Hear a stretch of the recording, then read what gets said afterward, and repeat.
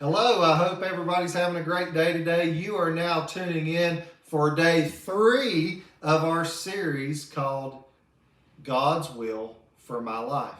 And if you recall, on day 1, we talked about does God have a plan for me? An important question, and we answered it. If you missed that video, go back and watch that video after this one today. And also, don't forget to touch base on video number 2. On video number 2, we didn't just answer, does God have a plan for me? We answered, how can I know exactly what that plan is? And then today, we're going to talk about relationships. And we're going to talk about relationships and how good, godly relationships can actually help us to fulfill God's plan that He's not only written to us in Scripture, but pressed on our hearts so that we know what our purpose is in life. So without any further ado, let's get into it. So I want to start in Proverbs chapter 12, verse 26. Again, I read out of the New King James. If you don't, that's okay. And in Proverbs chapter 12, verse 26, this is what is written. It says, the righteous should choose his friends carefully, for the way of the wicked leads them astray.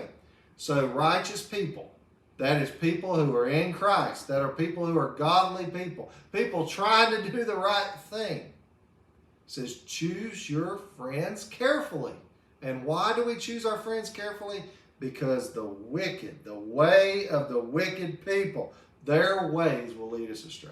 And I see this all the time. I see it with people when they just kind of get mixed in with the wrong crowd. People who've even been converted come to Christ. Next thing you know, they're being pulled out of church. They're going and doing things that they used to do. And before you know it, they don't know if they're saved or a Christian anymore, or if they ever had it to begin with, because they've allowed the wicked friend, the bad company, to pull them away. So thing number 1 we just read here, you better choose your friends carefully.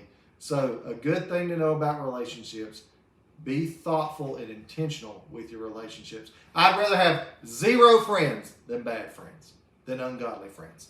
Okay, Proverbs chapter 27 says it this way. So we're going to go down, and I think we're going to start at verse 7. We're going to go to verse 17. Okay, so Proverbs 27 verse 17 says this. As iron sharpens iron, so a man sharpens the countenance of his friend. As iron sharpens iron. Now, I want you to think about that. Most of us have heard that phrase. Iron sharpens iron. That means that two things that are alike, they build one another up. They make one another better, more effective. What does, let's say you took a piece of iron, like an iron sword, and you went out and you hacked on a tree with it, and you hit that wood with it. That's going to dull that blade. You can hit that tree all day long, and that piece of iron never gets sharpened.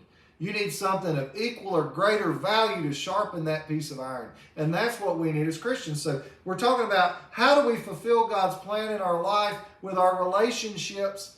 And one thing we need to know is surround yourself with people who are equal or better in the faith than you. You need to have, it doesn't mean you're not like Paul and you have a Timothy and you coach that person up. It's good to have those people, but you need somebody greater than you too. I think about, who do I go to in my life when I've got problems? There are people greater in the faith than I am that I go to with my problems. And they help me work through those problems, and I always walk away better than I came.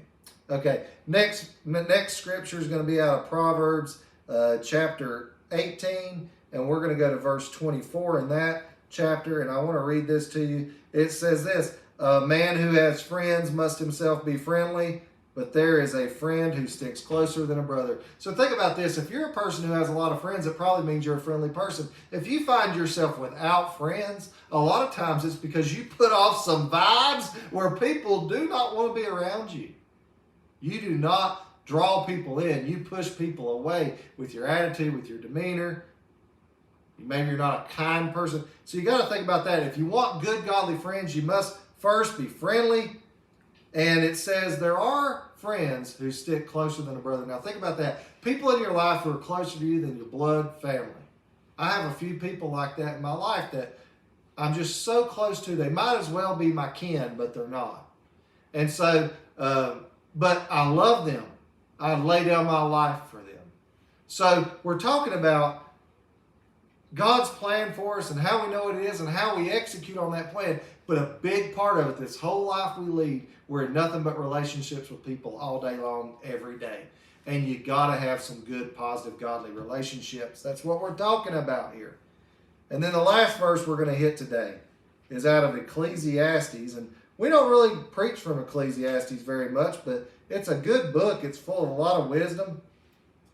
We're going to go down to verse 9. Now listen to what the Bible says about a good friend. It said, 2 are better than 1 because they have a good reward for their labor. For if they fall, one will lift up his companion. But woe to him who is alone when he falls, for he has no one to help him up.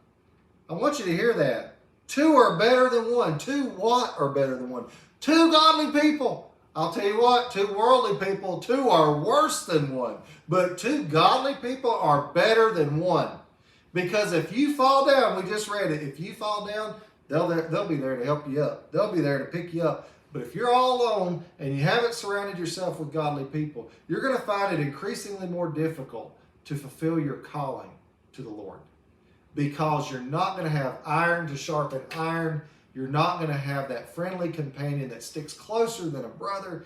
And you're not going to have that person there to encourage you, enrich your life, sow scripture into you. You know somebody that just, every time you're down, they give you a Bible verse. You want to slap them across the face when they do that. But then later on, you're like, thank you for sending that. There's times where you don't want to be lifted up, but that godly friend comes by and they grab you up by the hand or the hair and they pull you up out of the mud and they say, we've got a better way. We serve a bigger God than this. 2 are better than 1. If you're in a pit, I'm going to pull you out, because if I'm in a pit, I want you to pull me out too. And this is what God says about good, godly relationships. And this is how those godly relationships can help you fulfill your calling in Christ Jesus. I thank you for tuning in.